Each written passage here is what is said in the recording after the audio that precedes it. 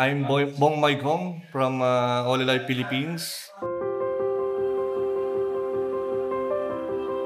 Nag-umpisa po akong gumamit ng Therapy 90 noong September 2023. From September, I've been diagnosed na heart enlargement, liver problem, and kidney problem. Madami akong iniinom na gamot. Thank God, dumating itong P90 Plus, P90 natin, and inumpisahan ko siyang ginamit. It's only 1 month, napakaganda ng recovery ng katawan ko.